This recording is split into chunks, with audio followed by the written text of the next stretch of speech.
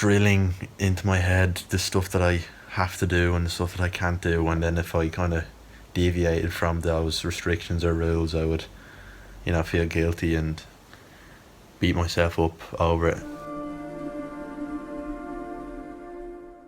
I actually learned the people that I thought were closer to me actually weren't so close, because during lockdown they just didn't really reach out. I think the most challenging part of the lockdown for me has been finding energy to do things.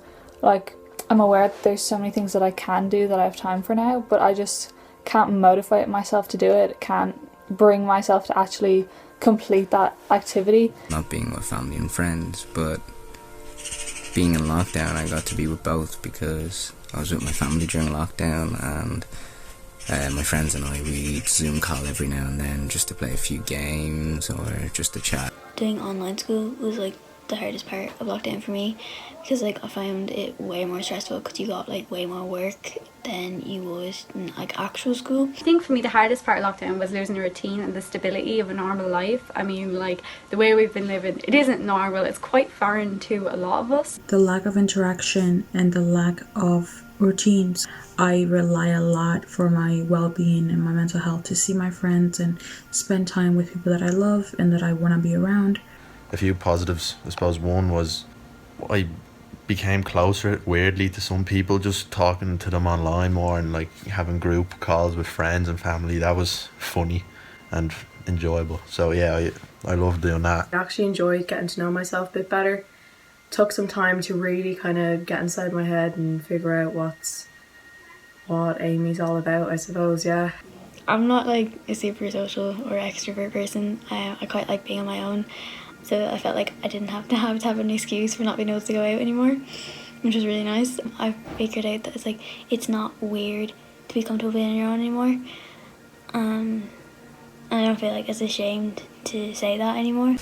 I would say probably being my sister calling us all out and saying that we should go into a room and have a chat about like what's going on, and what can we do to fix it, and what part did we play in that.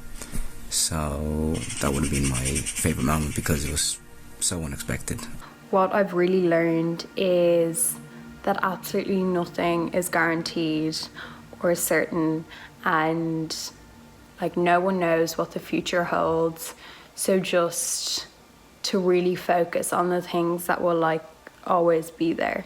So we finally got to like spend more quality time with each other, and I also learned how to cook more for myself, which was nice to do. Sometimes I just felt like doing it. Being able to control my own schedule, don't have to get up and rush to school and walk around and sit in cold classrooms where we're not allowed to put on our jumper or eat at certain times and then getting hungry later on.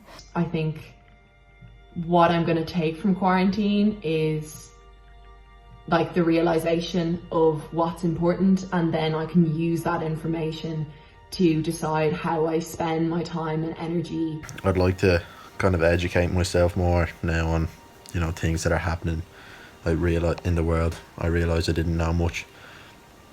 So I'd like to know more, just especially with all the stuff that's over racism that's going on right now. So yeah, I'd like to do that more. So coming out of lockdown, I would say I need to bring my fitness out. We've actually also loved being a part of Soar.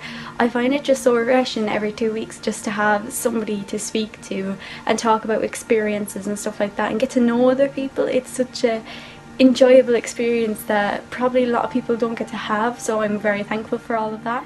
I realised after watching the graduation video my school sent me that I regretted a lot of how I acted in school, because it wasn't who I actually was. So one thing I want to change is I want to just be more myself. Yeah.